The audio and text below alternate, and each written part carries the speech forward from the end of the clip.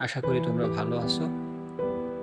আজ নবম শ্রেণীর 2024 সালের বার্ষিক মূল্যায়ন পরীক্ষার সিলেবাস নিয়ে হাজির হয়েছি, যেটা ডিসেম্বর মাসে অনুষ্ঠিত হবে। এবং নতুন নতুন প্রত্যেকটা সাবজেক্ট ভিত্তিক ভিডিও পেতে আমার চ্যানেলকে সাবস্ক্রাইব করো, এবং যারা সাবস্ক্রাইব করেছো তাদেরকে অসংখ্য ধন্যবাদ। পরবর্তী সাবজেক্ট সম্পর্কে এই চ্যানেলে ভিডিওগুলো আপলোড করা হবে। তাহলে আসো আমরা আজকে জানি নবম শ্রেণীর যে গণিতের সিলেবাস সমূহ।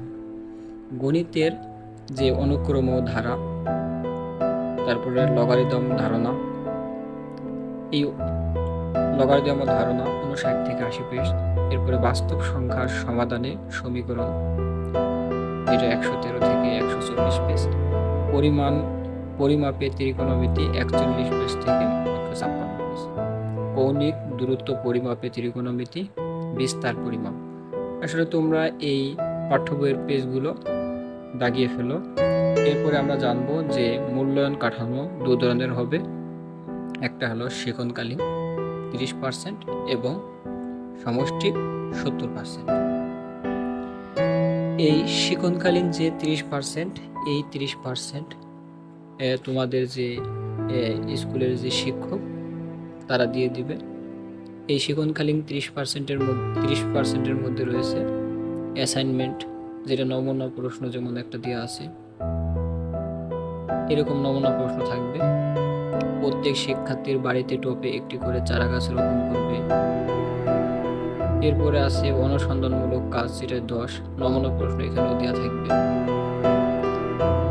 এরপরে আছে শ্রেণীর কাজ, পাঠ্যপুস্তকে থেকে যে শ্রেণীর কাজ এগুলো থাকবে মোট 30। এবং ঘ নম্বর যে সামষ্টিক মূল্যায়ন, সেটা 3 ঘন্টা সময় 100 মার্কের প্রশ্ন হবে, যেখানে নৈবিত্তিক প্রশ্ন থাকবে 15টি এবং এক কথায় যে কুইজ থাকবে 10টি, মোট 25টি, মানে প্রত্যেকটার জন্য এক একটি করে। এরপরে সংক্ষিপ্ত প্রশ্ন থাকবে 13টি। সংক্ষিপ্ত প্রশ্নের এক একটির মার্ক 2 করে। 3 নম্বরে থাকবে রচনামূলক প্রশ্ন। রচনামূলক প্রশ্ন থাকবে 10টি, অ্যান্সার করতে হবে 60টি, প্রত্যেকটা মান 7 করে, মোট 49টি, সর্বমোট 100টি মার্ক। এরপরে দেখো কাঠামো, একটা নমুনা প্রশ্ন দেওয়া আছে। এই নমুনা প্রশ্নের আলোকে প্রশ্ন তৈরি করা হবে, যার এখান থেকে দেখো ধারা সম্পর্কে আছে, ধারা অনুক্রম থেকে আসবে। এরপরে তোমাদের ত্রিকোণমিতিক থেকে আসবে,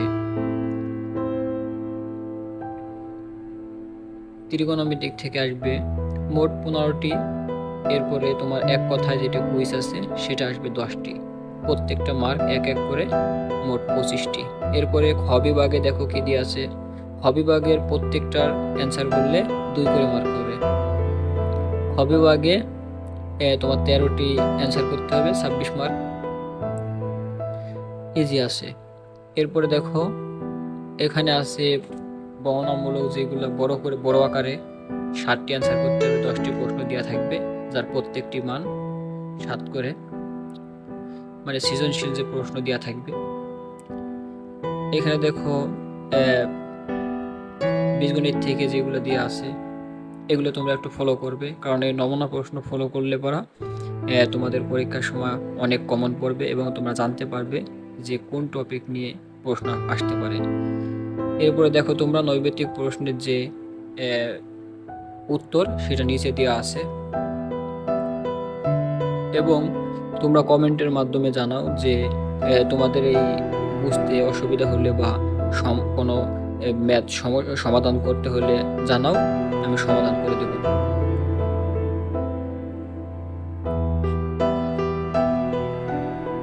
এবং তোমাদের এই প্রত্যেকটা সাবজেক্টের ভিডিও পাবলিশ করা হবে, তাই তোমরা যারা চ্যানেল সাবস্ক্রাইব করো না তারা সাবস্ক্রাইব করে দাও, যাতে পরবর্তীতে ভিডিও আপলোড করলে ভিডিও সবার আগে তোমার কাছে গিয়ে পৌঁছায়। হবে ভাগে দেখো কি আছে, প্রত্যেক হবে ভাগে আছে মানে এক্স এর মান নির্ণয় করো। এক্স এর মান যদি নির্ণয় করতে পারো তবে 2 মার্ক পাবে। আর সূচকের মাধ্যমে প্রকাশ করতে পারলে 1 মার্ক পাবে। এরপরে দেখো দৃষ্টপাঠ নির্ভর প্রশ্নের উত্তর দাও, খ বিভাগ।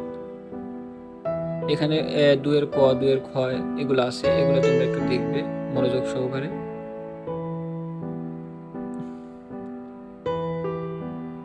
এরপর আমরা একটু উপরে যাই, উপরে গেলে এই যে দৃশ্যপাঠে যে 10টি প্রশ্ন দেওয়া আছে, এই 10টি প্রশ্নের 7টি অ্যান্সার করতে হবে। এবং দেখো এই দৃশ্যপটের ক নম্বরে কি বলছে, সঞ্চয়ের পরিমাণ নির্ণয় করতে ধারার মাধ্যমে এন এর সূত্র লিখতে পারলে এবং ধারায় প্রকাশ করতে পারলে। এবং 2 এর খতে দেওয়া আছে কি সময় নির্ণয় করতে হবে, সরলীকরণ করতে পারবে, মানে এগুলো দেওয়া আছে যে আমরা কিভাবে নির্ণয় করব। এই যে খ বিভাগে একটা দৃশ্যপট দেওয়া আছে, এখান থেকে তোমাকে অ্যান্সার করতে হবে।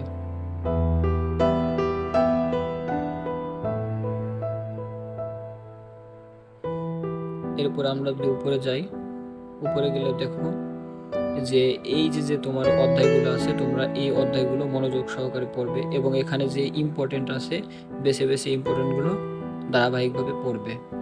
এবং এখান থেকে তোমাদের যদি কোনো ম্যাথে প্রবলেম হয় তোমরা কমেন্টের মাধ্যমে জানাবে, আমি ইনশাল্লাহ এর সমাধান দিব।